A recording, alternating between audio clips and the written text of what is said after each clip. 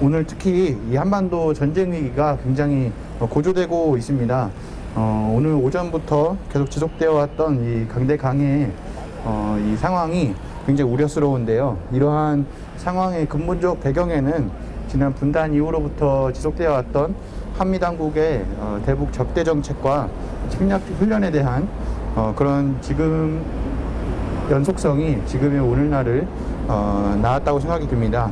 그래서 오늘은 이런 상황 속에서 윤석열 정부의 이 확장 억제 이 공약에 대한 그런 비판을 하면서 한반도 평화를 위해서 어떤 것들이 필요할지 한번 이야기 나눠보도록 하겠습니다.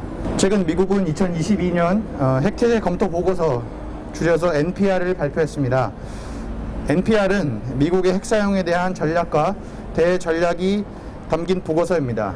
2022년 NPR을 살펴보면 다음과 같은 예상을 해볼 수 있습니다. 미국은 가까운 미래에는 중국을 굴복시키는 데 주력할 것이고, 러시아가 나토의 팽창에 거세게 반대하며 중국과 전략적 방향을 함께 가져감에 따라 러시아를 견제하는 데에도 집중할 것입니다. 이 북한에 대해서는 위협이라 인식은 하고 있지만 중국, 러시아에 비해 역량 투입에 대한 우선순위를 좀 뒤에 둘 것이다 라는 것이 예측되고 있습니다. 다만 우리가 이제 주의해야 될 것은 NPR이 근거가 되는 NDS, 즉 미국의 국방 전략에는 미국의 핵이 북한의 정권을 굴복시키고 이 무력화시키는 데 목표가 있다라고 언급하고 있는 만큼 결코 이 미국의 핵이 북에게 위협적이지 않다라는 점은 아닙니다.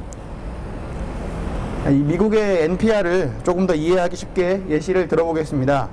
최근 미중 간 갈등이 첨예하게 대립하고 있는 대만 문제를 생각해 볼 수 있습니다. 미국은 중국이 자국의 핵심 이익으로 규정하고 있는 대만 문제에 대해 지속적으로 개입하면서 지역 정세를 불안정하게 만드는 도발적인 행위를 보이고 있습니다. 미국 의원들이 대만에 방문하는가 하면 얼마 전에는 미 하원의장인 펠로시가 방문했습니다. 뻔히 중국과의 충돌이 예상되는 가운데 미국의 행위는 대만 부근에서의 심각한 군사적 위기를 야기시켰습니다. 이처럼 미국은 대만 지역에서 군사적 긴장을 지속하면서 개입의 명분을 만들고 있습니다.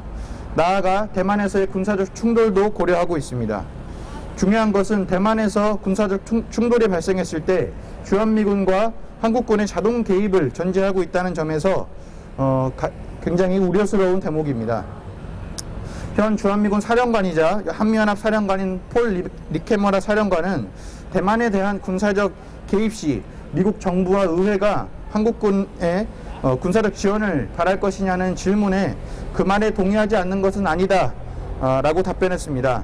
또 에스퍼비 전 국방부 장관은 전쟁 수행 지연이 됐든 무역과 경제교육 중단이 됐든 영내 국가들은 분쟁에 말려들 것이고 선택을 강요받게 될 것이라 말했습니다. 다시 말해 주한미군과 한미상호 방위조약이라는 군사동맹으로 묶여있는 한국군은 미국의 전략적 이익을 위해 얼마든지 사용될 수 있으며 이로 인해 발생할 우리의 국익과 평화에 대한 파괴는 미국의 주요 고려 대상에서 제외될 수 있다는 것입니다. 미국이 최근 발효한 인플레이션 감축법은 이를 잘 보여주는 감각적인 근거입니다. 국제정치에서 최우선적인 가치는 이익입니다. 과거 미국은 중국이 보조금 등 경제정책에 개입하면서 자유무역이라는 가치를 훼손하고 있다고 말했고 지금도 말하고 있지만 현재 미국이 하는 대부분의 경제정책은 중국을 공급망에서 분리하기 위한 국가적인 개입입니다. 국제정치에서 추상적 가치는 실제적 이익에 매몰되기 십상입니다. 이쯤 되면 우리가 생각해야 할 것은 무엇일까요? 바로 미국에게 모든 걸 맡기는 게 아니라 우리의 평화와 주권을 우리 스스로 지켜나가야 한다는 점입니다. 하지만 윤석열 정부는 정확히 그 반대의 길로 가고 있습니다. 현재 한반도의 군사적 위기는 분단 이래로 미국과 한국 정부가 북에 대한 지속적인 무력 개입 시도, 침략 연습 등을 통해 초래된 결과입니다. 여러 이 보고서들과 기밀 자료가 공개된 바에 따르면 분단 이후로 미국은 이 한반도에서 전략 핵무기와 전술 핵무기들을 통해 북을 타격하겠다라는 그런 시도들을 수차례 해왔습니다. 마치 요즘 갑자기 이 북이 미사일을 다수 발사하며 한반도에 군사적 위기가 발생했다는 그런 관점은 굉장히 근시안적입니다.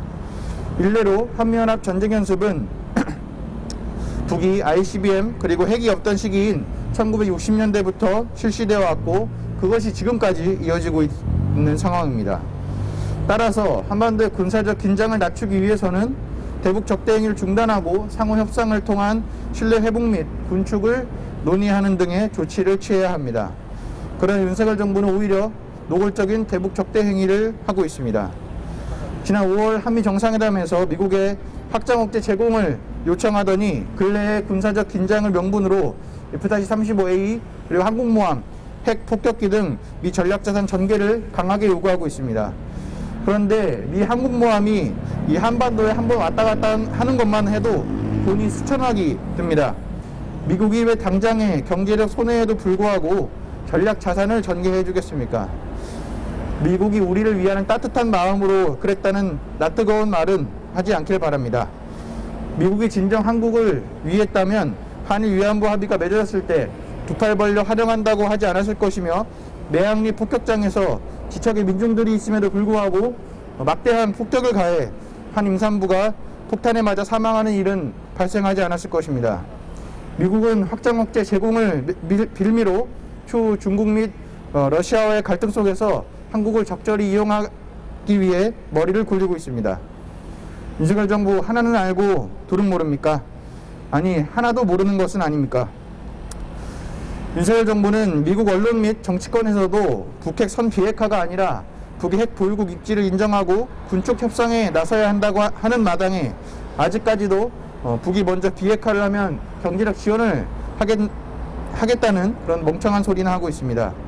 그래놓고 본인들은 미국의 핵 전략 자산을 수없이 들여오고 북을 침략하겠다는 내용의 군사훈련을 실시하고 있습니다. 지금 진행되고 있는 비질런트 스톰도 과거 이라크 전쟁 당시에 미군이 이라크 침략 작전이었던 데저트 스톰의 그런 이름과 유사합니다. 윤석열 정부는 평화를 파괴하는 확장 억제 제공 요구를 비롯한 대북 적대 행위를 중단하고 주권을 침해하는 한미동맹을 파기해야 합니다.